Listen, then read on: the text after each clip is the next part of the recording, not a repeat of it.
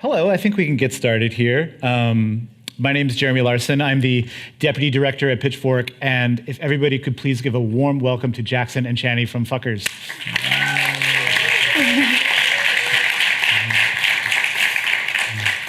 We were just goofing around out here about running, and Channy, I heard that you left a gig and then went to run the Boston Marathon, yes. One of the most elite marathons in the entire world. I did do that, yeah. Tell me about that. Well, we finished our show in Montreal at like 11 p.m. and then I went to the Greyhound bus terminal, and then the bus broke down, or like it didn't break down. It got stuck in a tunnel that was meant for cars. That the bus driver I don't know what he was thinking, but we got stranded, almost missed it, like barely made it to the start line, like no coffee, no sleep. Oh my God. It's crazy. Are you a type A runner, or do you like have to have everything set? Are you like nutrition dialed in, everything set? I wouldn't say that, I guess, because I was still like half tying my shoe as the race was starting, but it is nice when you're all dialed before the race. It's a lot more calm than like pulling up to the start line still in like your hoodie, like, you know. Yeah, but also like must calm the nerves a little bit, where you're just like, because I think before a race sometimes you're just sitting there for like 2 hours in the freezing cold, and you're just like overthinking everything. No, that's the thing that people don't realize. You're gonna be waiting there for 2 hours. You're gonna be cold. Yeah. They give you like have you done the New York Marathon? Yeah. Mm-hmm. Yeah, it's like you have to. I mean, that is an early start because you have to get to Staten Island. Yeah, I remember that. It was like dark when I got to Staten Island. I was waiting there for like 3 or 4 hours. Yeah, and it's cold. Mm-hmm. and you're wearing all this stuff, and then you have to ditch it somehow before the race. And they have all these like bins full of like sweatshirts and old gloves that get donated to or people who wear, because at the end of the race they give you like a poncho. So there are people who run the race wearing the ponchos that they were wearing. The old poncho, yeah. How long have you been running? Honestly, a long time. I did like soccer and track all throughout school, but the long distance running I feel like I got really into about 5 years ago. 5 years ago. And like doing races and stuff. Wow. So you went from sort of like, I'm going to be a long distance runner to like, I'm running the Boston Marathon in 5 years? Yeah. So running must come pretty natural to you. Yeah, I love it a lot. Yeah. It's my hobby. What do you listen to when you run? I have a crazy playlist, honestly. Okay, do you find that... Or I just listen to one song on a loop the whole time. So there's two things that happen to me. Like one, I have a crazy playlist that is almost like a different human, you know? Really? Where just like this human's sort of like a private human that I will not reveal that I am listening to I will never new leave metal. Running playlist. Oh no, don't like, if somebody finds that, exactly, like there's like way too much stained on there, and I'm just like, I can't have anybody. But there's something in my brain, I wonder if this is the same with you. There's something just sort of, like either the oxygen leaves it or something happens where all of a sudden, all I care about is like music at 180 BPM. Totally, dude. And it just like, I do not care what it is, as long as it has that thing, that's what I'll do it. My playlist is all BPM related. Yeah. And I did the Hackney Half Marathon a few weeks ago, and I just listened to Paper Plane's MIA DFA remix on a loop the whole time. Because I wanted to get my personal record time. How did it go? It went well, I got it. On sub 90?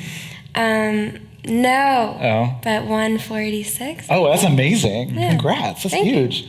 Jackson, what's your marathon record time? No marathons for me. Were you a sporting guy growing up? Yeah, I was. I actually ran track in high school and stuff, but then as I got older, I don't know, I'm like, I just walk around in Tim's now.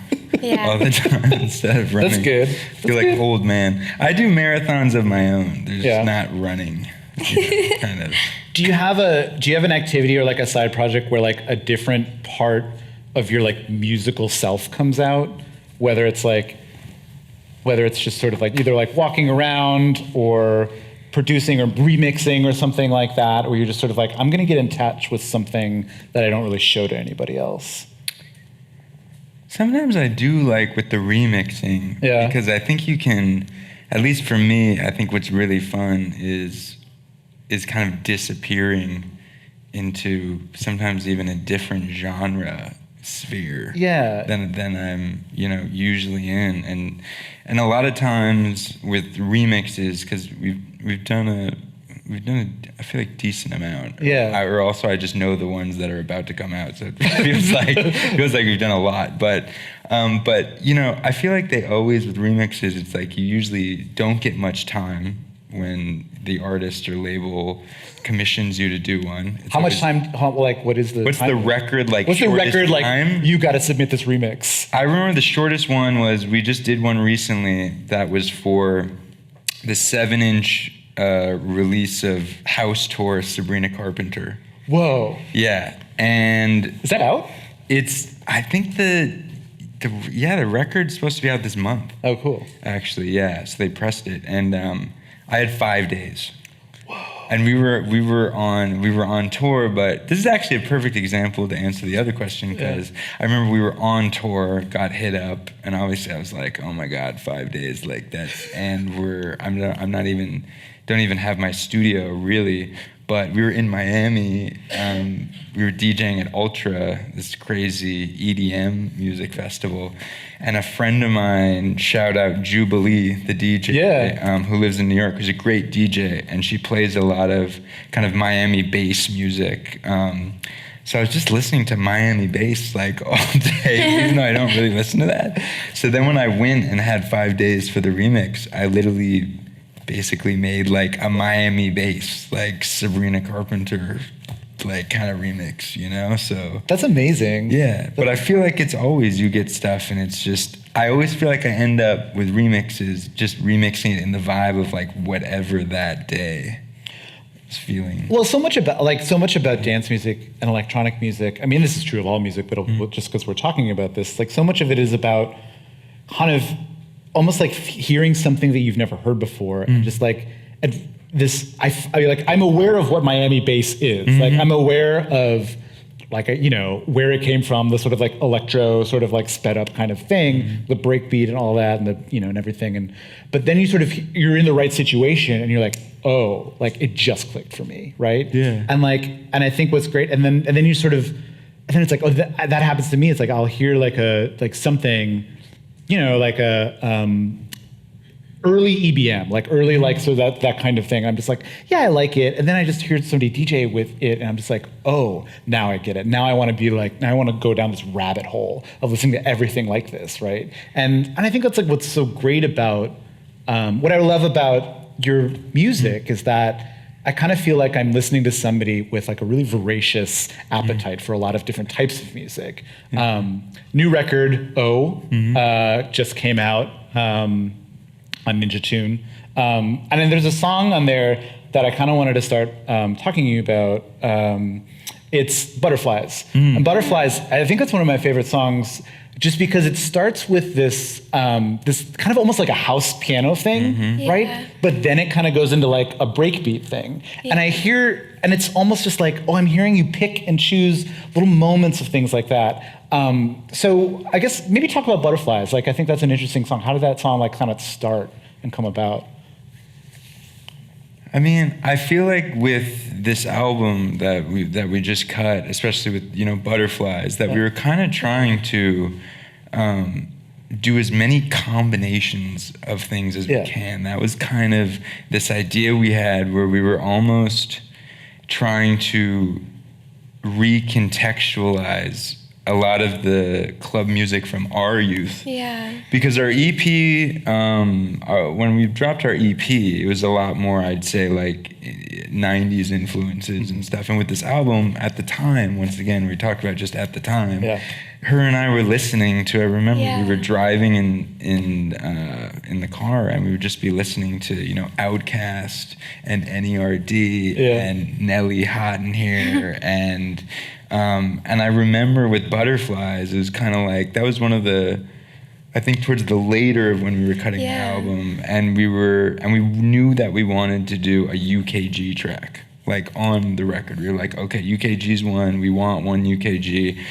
And then I remember we were kind of using that Triton, which is a synth, like a Korg Triton, which was like the, I mean, tons of people have used it, but it was also like Pharrell's go-to synth, you know, in that big hits era. So that Triton guitar sound, that's those, which is like, it doesn't sound like a guitar, you know, but it's like, it's that classic Nelly hot in here, like Pharrell frontin'. So we had used that sound on a couple, you know, on other cuts on the album, and I remember like laying down the chords, and then we were like, wouldn't it be cool if it was like Pharrell R&B, but UKG, you know, and then try to go into the chorus. And actually I remember too, when we were working on that, we could not figure out the chords on the chorus. Like, and it we was literally all were like, all right, no, I got it. And we were like, wait, no, what is it? And like,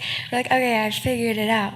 And then it wouldn't be like, right, I don't know. Because like, none of us are like music theory geniuses, you know. It's like we usually just plot around. Yeah. And the chords for the verses were kind of jazzy. And I remember we were like trying to find the combo that worked. And it was, you know, when we were in the studio with Kenny Beats and Dylan Brady, it was like we'd find one chord and be like, oh no, but that's the one we were starting with in the last one. And it was just like, the four of us, we could not figure it out for a second. Everyone's getting confused for a while, but it got there. I think there's so many house producers who kind of stumble upon brilliance because composing music electronically or like in a DAW, like you have to think differently than working on a keyboard, right? And it's like if you're just sort of like looking at lines on a screen, that's going to take you somewhere different than like knowing what a G minor 7 flat 9 chord is, right? And it's like I was listening to these early Kerry Chandler records, and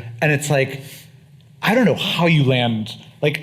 If you put this in front of like a jazz piano player, a classical piano player, they would never land on the voicings that he lands on, the way it moves, the way it feels in a song. Like you listen to like Bar Atim, I'm sorry, my Welsh or Scottish is not that great. Anyway, but like you listen to like how those chords move in that song, and it's so weird and it's so disorienting. But you can tell, I think, that like he composed it using like visually, you know. Yeah, and that's amazing, right? Like, I mean, most of the time, I'd actually say like 95% of the time on our records, we lay everything down on keyboard. Yeah, we don't do the writing. You know, we actually use a lot of analog synths and stuff. But I remember you MIDI into the and mostly we actually just use like hardware synths. Like on the record, even the new record was mostly just playing in synth bits. You know, we weren't even sending MIDI, to be honest. But the thing is with the chords, though, it was like with the Kerry Chandler stuff that I think is so amazing about dance music is because so much of dance music is sampled. Yeah. The reason that the chord progressions sound so weird is because Kerry Chandler, for example, or I could name 10 billion other songs, most of them were cut this way, is they would take one chord from like a jazz record, put it into the sampler, and then pitch it differently for the two other chords. So that's why you're getting really weird combos, because it's like a pitched major it's like the same chord pitched different 3 ways. So cool. Because I remember it took me so long to figure that out. By the way, I listened to these records and I'd be like, what chord is that? I'd be looking on the keyboard trying to find it, and then eventually I realized, I was like, oh my God, they're pitching one chord. Yeah. You know? Yeah. What was it like to sort of all of a sudden go from, all right, we're just making this EP, we're putting it together with what we got, to like, I am in a room full of like 6 figures worth of like hardware to work with? Was that almost like, was it too much? Was it like a paralyzed choice? Like, how did you figure out like what to gravitate to? Actually, because on the song Shake It Up on our album, like that's literally Jackson and I playing like the 2 like worst toy like keyboards in Kenny's studio. Like it was funny. Like he has like all these like everything you could ever want, and then like Jackson and I just have like these 2 little like baby keyboards. It was pretty funny. That's cool. Yeah. That's cool. I was in the record store the other day. Great record store. I'll remember the name of it by the end of it. And I heard this record. Do you guys know this record, Les Ans Dangereux? No. That looks familiar. Do you guys, anyone know this record? Show of hands. Yeah. You got one. This record kicked ass, right? this record's great. So they were playing it, and I was like, what is this? And it's one of the early members of, oh my God, I've been working on pronouncing this all weekend. Einstürzende de Neubauten. Oh, wow. Okay. Beate Bartel. She was like one of the early members of Einstürzende. And she kind of sings on this record. I wanted to give you guys this record because this record has a really interesting story. This is like reverse Nardwuar because I don't know if you guys know this. But I am stealing kind of his stizzy a little bit. Thank you so much. But I want you guys to have this record because there's a really interesting story about like influence and how like songs travel. So like the second song on that, what's the second song say? I don't remember. It's Les Niños de Parque. Oh wait, I know that song. So that song. So these were just they were making this music here, and then somehow that song traveled to Chicago, and all these Chicago house people started playing that song, and people in Chicago were like, where can I get this record? And then the record they only printed so many copies of the record and it went out of print. And then it became like a really sought after record for a really long time because that one song got played by like Chicago house DJs. And it does have a kind of like high energy proto house thing, like this sort of, and then the rest of the record's sort of like kind of punk, techno. You'll be blown away that it was recorded in 1981. It's really, really cool. But then, that song made its way to Detroit. And then and then Detroit music made its way back over to like Bristol and like made it, and it's so amazing to think like of the provenance of a song and how that travels. And it took so long for a song to kind of make its way into dance music from people taping acid like house in Chicago and those acid tapes making its way over to like the UK and that spawning entire genres of itself. You guys talk about like how you wanted to put so many different kinds of like music and so many different like styles of music on there. How do you think about influence? How do you think about your taste and putting that onto a record? And what do you sort of feel that you're like, how do you best capture that in the moment? I think influence is kind of funny because like you could be influenced by things all the time that you don't even realize. Yeah. In a way, so like I think there's sometimes intention and like, okay, like this is a reference or this or stuff like that. But I think also, I don't know, it's interesting to think about like things that are just inherently like influencing you and you might not even know. Yeah. It could be like surroundings, it could be like where you grew up, it could be a lot of things. Yeah, it was funny too because I feel like with this past record, it was almost like we kind of didn't go in saying this is what it's going to be and we have this concept. We started to work on it, and I remember 4 to 5 tracks in the first week, the themes started to emerge, and then we almost started to go, okay, here's the through line. We're liking this, and the through line is feeling like weird, more minimal arrangements, kind of, because a lot of those references we were talking about before, like the NERD, the Nelly Houghton here, I keep bringing up, but it's like those songs have very few elements actually in them. You listen to Nelly Houghton here, it's like 4 things, 4 things, nothing else. So we felt like I think the only kind of parameters we put around the album was kind of this, it needed to be hot and minimal, it needed to be, and I think Kenny was good about that too, because it's something we talked about where we tried to keep it, we were like, no, it needs to be like hot enough with just 4 things. And then also we felt like it would maybe give, because we were genre hopping so much, that it was like the minimalism would help give it some cohesion, Well, it's interesting, like working with Kenny, because Kenny's being like, I can't wait. I putting words in his mouth, but he's like, seems like he very much wants to like expand beyond being known as just like a hip hop and rap producer. And then you guys are like, what about Neptunes? And he's like, oh man, now I'm back into like the hip hop lane again. It was funny though, because I feel like we were like, it was the odd couple, because we went in not knowing much about him. Like I'm being completely honest. And the thing was, when we went into the studio to meet him, the Geese album had not come out. So it wasn't like, everyone was talking about Kenny Beats. Yeah. There was this Kenny Beats renaissance. It was kind of like no one knew. He had stopped touring his solo stuff. He had kind of gone away for a year to build his studio. So it's kind of like he had been laying low. Yeah. And we didn't know that much. And it was funny because when we went in to meet, it was like he had just finished the Geese album, recording it. Oh, wow. And he was getting mixes back. And I remember he was like, I just finished this record. It's really weird. I just finished this really weird record. And he played it for us. And I remember we were like, well, that's not hip hop, you know? Because we just thought he was like hip hop guy. Yeah. And the only demo we had was one of Feel the Real, the last track on the album, which is like the most down tempo. Yeah.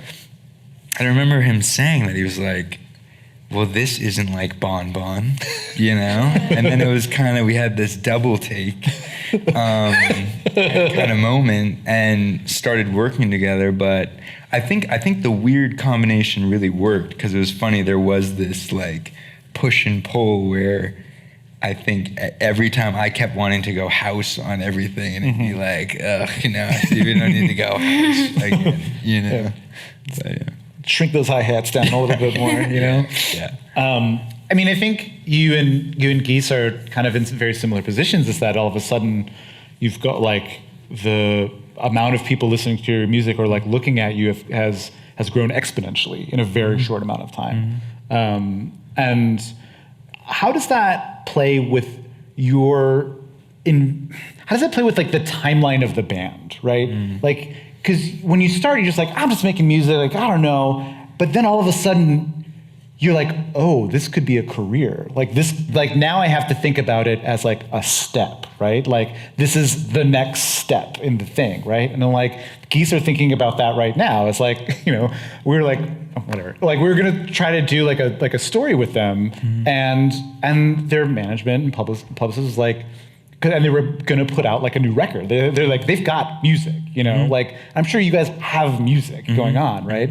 But their publicists and management were like, a record like this comes around once in a lifetime. Ride this wave for as long as possible, right? Yeah. And I'm curious, like how when you first started, like, did you plan on being like, all right, we're gonna do like this, and did that change? No, I mean when we first started, we literally had no intention of anything. Like, that's beautiful. We just kind of wanted to make music for fun and for us, because we had both been in bands before, and separately in our own, like before we even met, we were both kind of like starting to experiment making electronic music, and then when we met, it was kind of like, oh, should we just like mess around and like maybe make some songs? And we did, but we never had any plan of like, okay, we're gonna put this out and then we're gonna go on tour, and then like we literally thought we'd play one show ever for our friends, like for fun,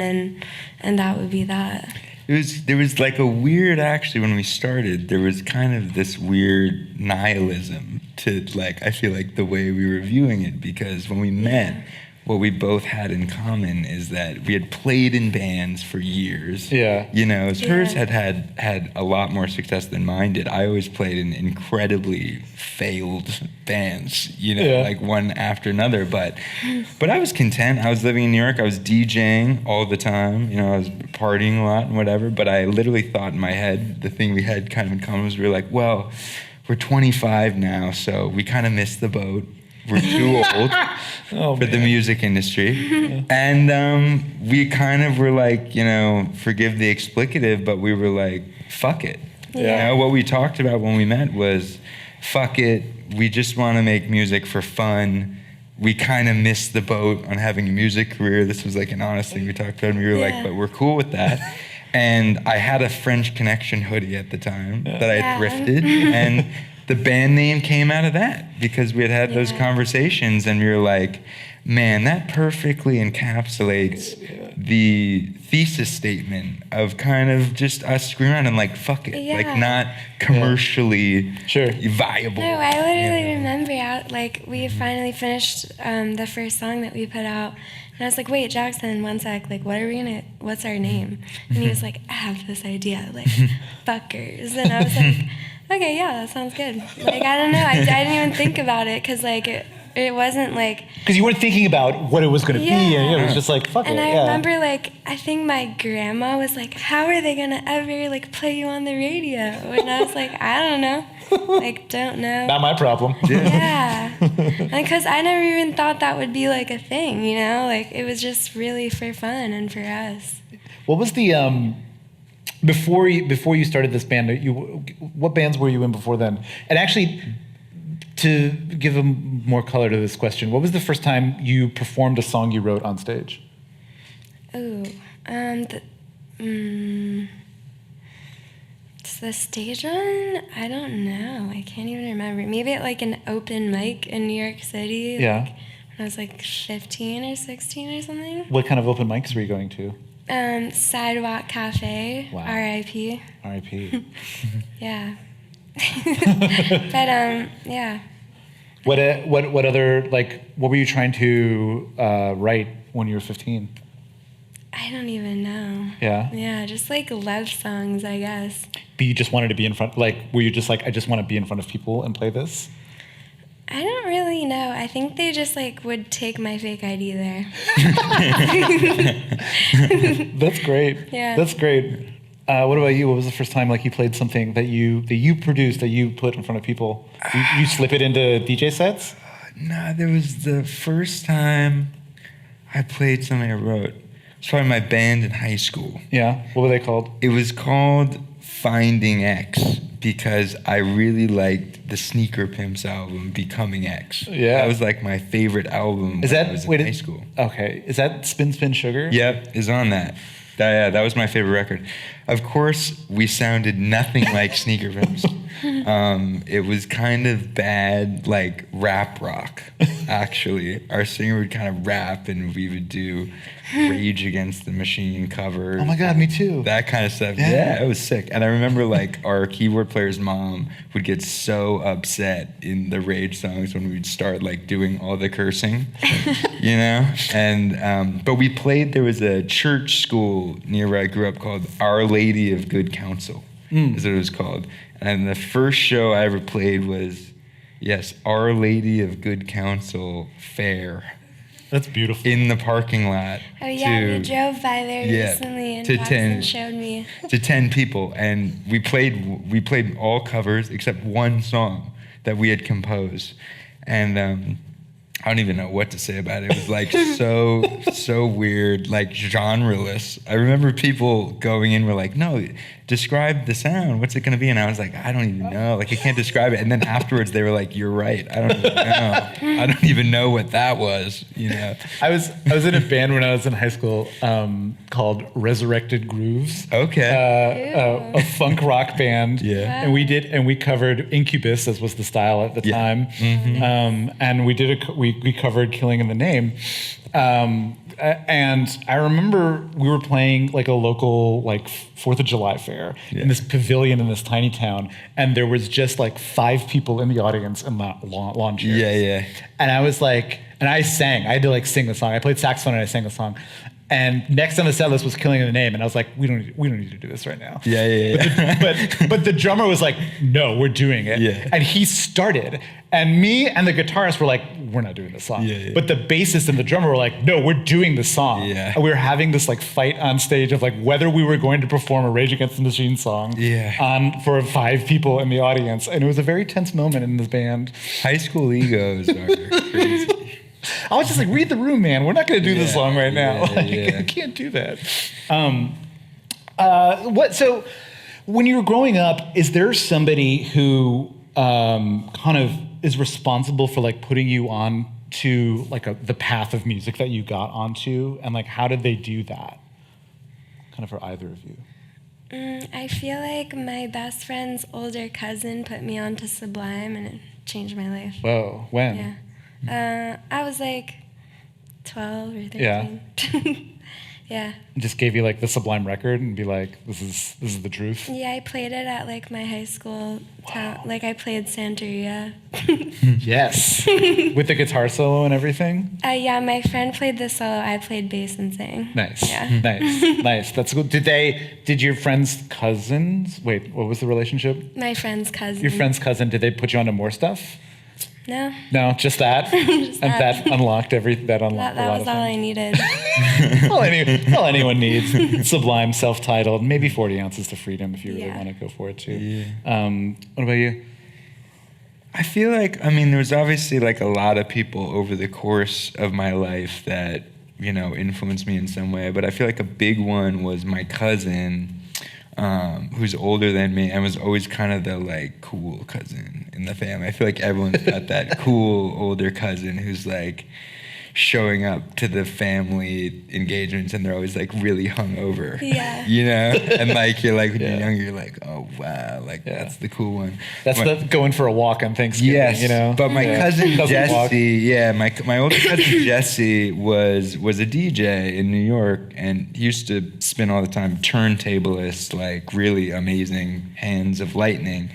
And I remember we got closer kind of as I got older, and he's the one who really pushed me to start making music again, because I kind of had quit these bands, was DJing, and I remember we had this one, him and I got lunch, and I just was going on and on about all this 90s house I loved, and Daft Punk, and Justice, and all that stuff, and he turned to me and he was like, I want you to try to make something like that. And he was very he was always very protective of me in the beginning, because when I started to do the club circuit in New York, which was something he had done 10 years before, he really didn't want me to get stuck in just like partying all the time and just being a club DJ. He really was adamant that like I needed to go back and like try to make music. Well, there is sort of like a long-standing tradition of like DJs being like, I just want to be in a band. Like it's just like I'm so sick of playing my music, other people's music. Like I want to like strap something around my neck and play that. There's just the whole history of music. There's plenty of examples of that, and I think like what's really interesting about that is that the hybrid of the sort of the DJ turned band, the band turned DJ, is that you kind of get to meld these two energies of music. Where like so much about like I'm making an album, it's like, oh, I'm making something kind of permanent, right? I am making something like oh, it's just like, well, that's it. Front of like that's the album, and it's going to always be like that forever, right? But like when you're doing a DJ set, it's like, well, it's different every single time, right? And like I think there's something really interesting and really fascinating, and I sometimes struggle to articulate it because I think like as a writer, I think it's so much more easy to explain why I like an album that has like permanence, because I like writing about something permanent. You feel like you can get your head around it. It's not moving or anything. But then sometimes I'll listen to like club music or like house music. I'm just like, I don't know how to describe. Like I don't know how to write about this. Sometimes it defies explanation. It's like DJ Sprinkles. Like it's a situation. And yeah, like I don't know. Like it's context. Yeah. And I think that's something that is so important to think about even as we go into this AI age. Is I really believe art has to exist within context. It doesn't have to, but when it doesn't, that's what an AI song that's uploaded with no human live show, no cover art, no story behind it, that's art that's not within any context. And for that reason, you could upload 500,000 AI songs a day, but because they don't sit within context, it for the large part, it doesn't touch culture. It doesn't, club hits, or in specific, like not in specific, but you can use any example. Robin S. "Show Me Love" or Basement Jaxx, "Where's Your Head At?" Those are great songs. Obviously, they're indisputable great songs.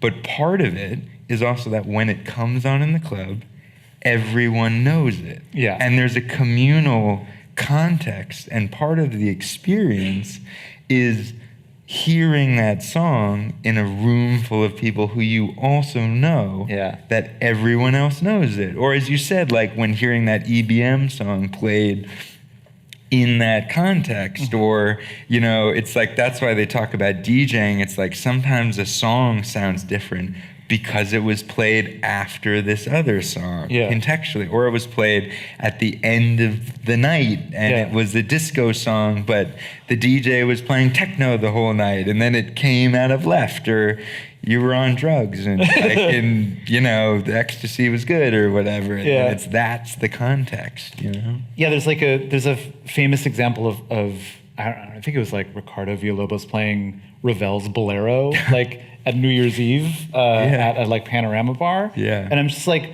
who can get away with playing Ravel like in a DJ set? And people just talk about it. It's just like, you had to be there, man. Like it was, I think it was some edit or remix of it or something like that. But it was, you know, it wasn't like, there wasn't like a 808 bass underneath it. It was just the stuff like that. I guess like, and maybe Channy, you can kind of like speak to this too, is that if you're on stage, like how do you bring that energy of like surprise and context, like now that you have a band?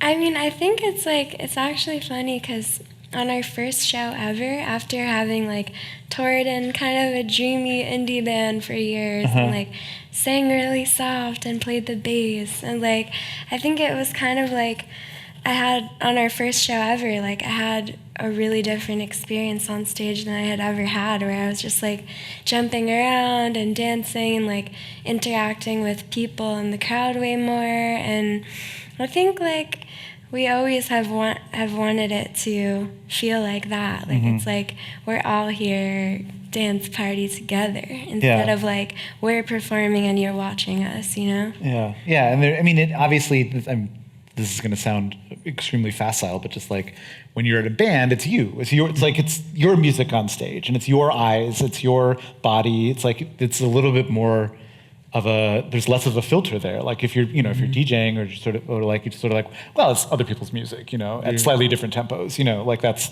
you know, not to oversimplify it, but like when you're putting yourself out there, there is like risk to that, right? Like there is, especially when you're doing new things, especially if you're in a different environment, especially if you're trying to keep it interesting for yourselves on stage and being like, oh man, it's the end of the tour. Like, if we gotta figure out a new way to do this song because like it's lost for me, or I'm tired today and I can't do the stage guy. I can't be stage guy today. We have to do something different. Are there moments from this last tour where you had to be like, all right, we gotta change this song up because like it's lost that to me? I mean, I think sometimes, we like change up the set list a bit, but I feel like it's all just based on, like how it's feeling to us and like, I don't know, Yeah. You guys are doing a couple DJ sets coming up. What do you like to play right now? I think it's like, it just is all, you know, context once again of like where we are, you know, usually. So it was like, we were just in Paris on Tuesday, and we did an after party where we went back to back with Cassius, Hubert, you know, boom bass from Cassius, and like, you know, a hero of mine. The first club 12-inch I ever bought was Cassius, and so for that night we played a lot of like, you know, groovy kind of like French house stuff, but then we, you know, 2 weeks ago we were in Manchester and we did an after party there, and I was playing Dizzy Rascal Bassline Junkie. You know what I mean? So I think it's wherever we are, you know, switch it up. What are you guys getting better at as a band? Getting better at taking naps. Yeah? Yeah. It's important? Yeah, I'm not so good at it. Disco naps? Yeah, I just like, I'll never sleep, and then I'll just be like so tired and just be like, ah. Yeah. I one time, like, I couldn't sleep, and I was like having a panic attack. So I was like, I need to sleep. I'm losing my mind. Yeah, I'd be like. And I like panic downloaded Headspace, and then I was like, where's the sleep meditation? And I'm sitting in bed. I'm like trying to go through it. And one of the things that it did, it was like, the strategy is count down from 10,000. Like say it over and over. It's like counting sheep, but as opposed to going up, you're counting down. Yeah. And it's just sort of like a very simple task to let your mind like turn off of everything else and just focus on one task. Yeah. And like that helped me so hard. So I give that to you. I give that to anybody who has insomnia. You don't even have to download the Headspace app. That's a freebie. I know you guys have talked about sort of, none of this was planned, right? But now that there is something kind of permanent underneath you, and there is like a kind of base layer, like where, and I know this is a bad question, but let me say it's a bad question, but then ask it. Where do you see yourself in 5 years?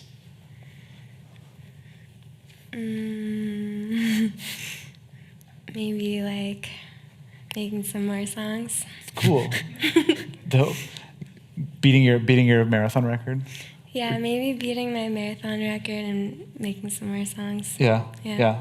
I feel like there's a lot of albums that we want to make. Yeah. You know, that's the only thing I know for sure. I mean, I truly believe in living in the moment. You know, I think otherwise, like, you're gonna have a panic attack touring this much if you're not just living in the present. But I mean, there's so many kind of albums that we want to make, and I think the beauty of genre hopping like we've done, you know, is that I feel like we kind of can go anywhere, and we're definitely gonna go in some different directions. You're going to utilize the EP format a little bit more?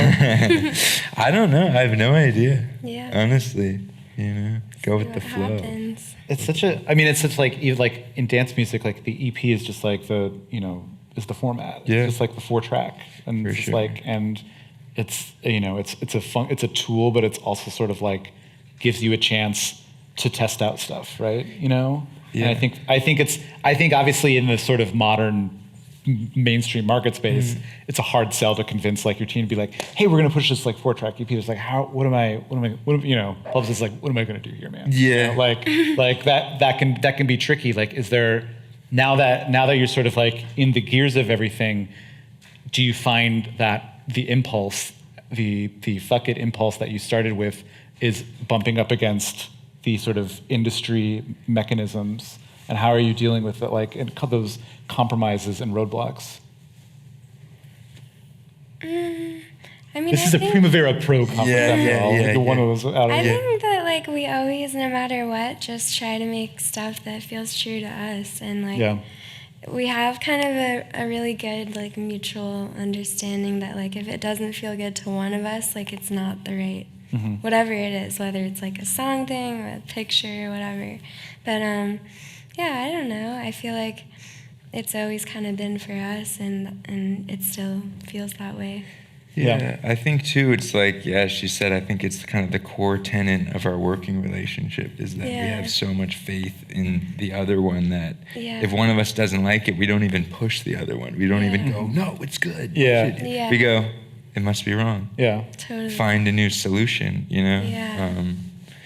But I think more so going into this record, there obviously was a lot of pressure, you know, that was put on from the industry, ourselves, because I think when you're like a kind of a hype band or whatever, people are looking for any opportunity to chop you down, you know? But I think in a way, you know, the struggle was, you know, and we've talked about it a bit in some interviews, but we felt like we were in this kind of odd situation because our EP was kind of treated like a debut record in terms of how it got reviewed. We ended up touring on it, the world for a year. We played Primavera last year with just an EP out. You know, it's like crazy. No one expected that to come from just an EP. So we had the problem of we have to make a debut record, you know, and you have the pressure of that. But it was also kind of like a sophomore record, kind of. So it was like, well, how do we move it, you know? But I think, you know, we're very proud of the record. And I think now that we have a bit more, as you said, a bit more foundation to stand on, I actually feel as an artist that it's so freeing. And something I've really been thinking about more recently is going back to slow art, which is, I think, just taking time on things, which I know is so not what anyone wants to do right now, because it's just pump, pump, pump, get stuff out, pump, pump.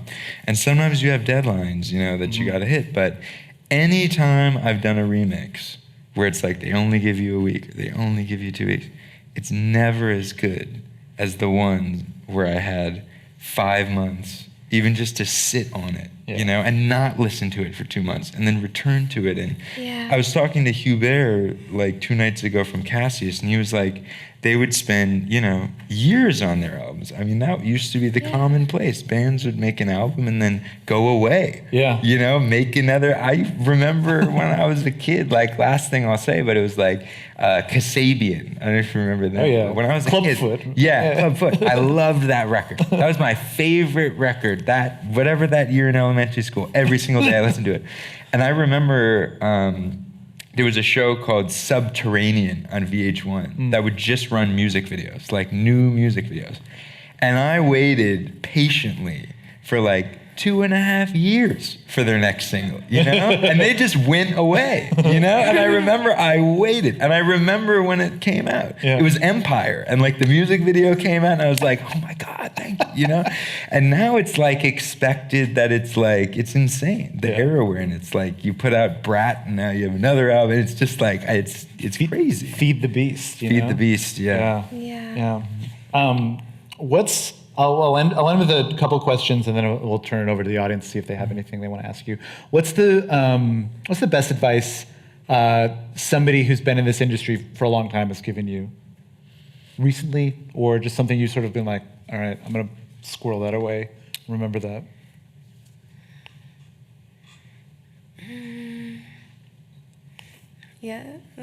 I got one. It actually was not from someone in the music industry, actually, but it is probably the best advice I've ever received.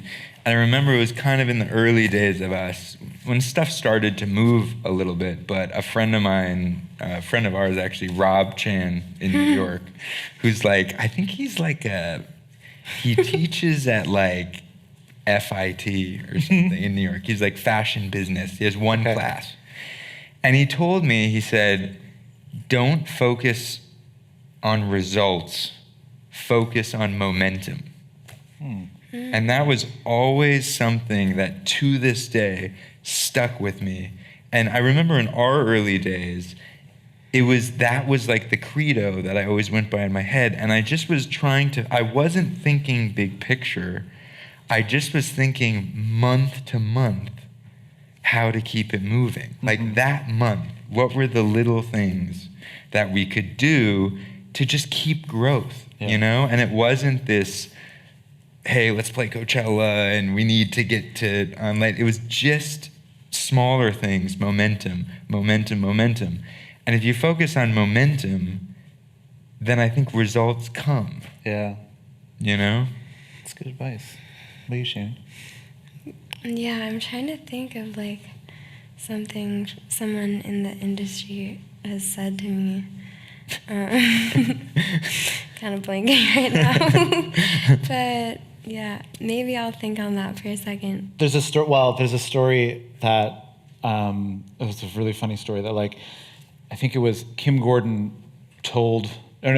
Byrne told Kim Gordon, who told Katie Crutchfield of Waxahachie, just like, after your first record, buy a house. Just like, you have enough money because you never know what's going to happen. Yeah. And and you always need a place. You just need a place to live. Mm-hmm. And I love that, like, that got like passed down to like a third generation of like rock, of like indie rock people.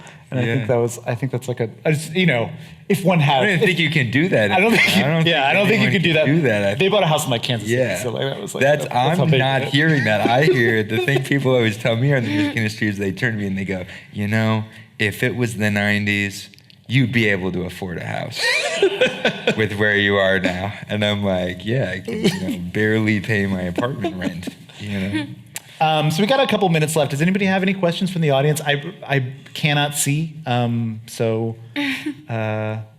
if anybody wants to just sort of, yeah, okay, right here, boom. With like a genre mixing in an album, I feel like the temptation is to like put everything in there. Mm-hmm. Are any ideas of songs like left on the floor to cut? Yeah. There was some, I remember towards that week we were going crazy and we tried, I think like a cumbia techno track. And I remember Kenny turned and he was like, I think we found the line. It does not work. Yeah. Anybody else? There's a microphone floating around, so. Yes. Nah, chillers. Chillers. No punishers, all chillers. Let it breathe 2 more seconds. Right here. Yes, I knew that happened. Hi. I just want to hear more about New York and what it's like playing there. I moved away a long time ago, and how does it feel? Yeah. I mean, I love New York. I was born and raised there, so I don't know. I'm super attached, and I think like for us, like the shows there are really fun because they feel like our like hometown shows. But yeah, I mean, I ride or die for New York, man. I think too, the thing that was so, awesome, like in post-pandemic New York, especially, which is like talked about a little bit, obviously, like the New York bands, like you have The Dare, you have Chanel Beads, who are awesome, you have Frost Children, you have all these groups that kind of sprouted up in this post-pandemic, kind of thing. But I think what doesn't get talked about enough in that time was it was such a local focus scene. Yeah. No one in that scene was thinking about, I want to go play Europe, or I want to go play whatever. It was literally for the year coming right out of the pandemic, it was like everyone kind of trying to one-up each other that was in the scene, and everyone was hanging at the same bars, and everyone was paying attention. I mean, I remember the first time that I met Harrison, the Dare, I had a club night nearby. He had his club night at Home Sweet Home before Girls came out. He was the resident at the club every Thursday. No one would go, before that song came out. He'll tell you, but he was the Thursday night guy there. And then I had a Monday night party, which is not great, at another club nearby. But I remember, Girls came out, and that obviously was, if you were in New York, that was a watershed moment. Yeah. That was one of those moments, that it just truly, like, I remember the day it came out, and it's just nothing felt the same. It just felt, everything about it felt different. It had punctured through this kind of bubbling hole. But I remember I had never met him, and the next 2 days later, he came to my club night. And he came right up to me because we knew who each other were, the DJ guys. And he was like, I finally made it out to one of these club nights. And I remember when he walked in, I put on, because it was a vinyl kind of club night I was doing, and I put on Mary Makey at My Place, Calvin Harris, from the first album. Because I thought that's what he had been referencing with Girls. And then, of course, he made this claim that he had never heard it, and, whatever. I call bullshit. I call total bullshit. I was like, you've heard this record. But even beyond that, it was really this just like local melting pot. And I even remember it was like we would throw a show in an empty swimming pool, but then Chanel Beads threw a show in an abandoned subway tunnel, a month later, and all of these bands were playing a lot. I mean, Harrison had his party every week. It was weekly, for a year, And Chanel Beads was playing probably once a month, in the city, and no one was touring, and no one had, to be honest, like really grander aspirations, because I think for so many years in New York, there had just, like when I first moved there, it was like, there was just this sense that we had 15 years of bands trying to be the Strokes. And it was, and nothing had really come to roost, and labels didn't really care about what was going on in New York and all that stuff. And then I think so the beautiful thing about the post-pandemic is there was this like, well, who cares? We're just doing this for us locally. The labels don't care about what's going on here, whatever, so. Well, and what's great about that too is that, I mean, what a lot of people forget about the Strokes is that they also woodshitted for they played so much. They got just like the Beatles in Hamburg, they got good as a band. You know, they played pianos, they played Candy Shop, they played all those Lower East Side places. And then by the time that first New York City Cops and whatever, that first record came out, they're just like, oh, these guys can play. Yeah, they're a good band. I mean, it's the same thing with all those bands. Is that you go see Chanel Beats play, I'm just like, yeah, these guys can play, and that's what's so great about it is that I think the idea of woodshedding, the idea of just being like, hey, we're here, we're working stuff out, we're learning how to play together as a band,